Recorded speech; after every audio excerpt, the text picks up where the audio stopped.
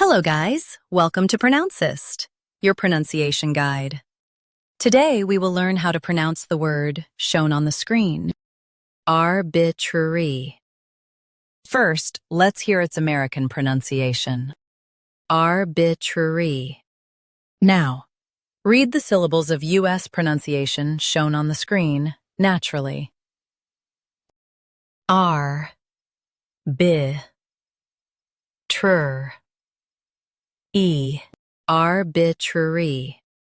Arbitrary.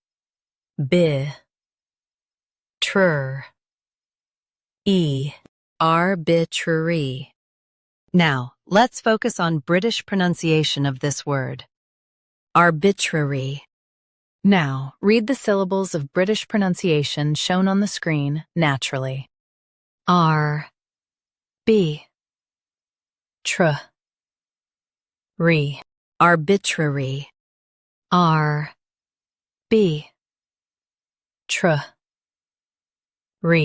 Arbitrary.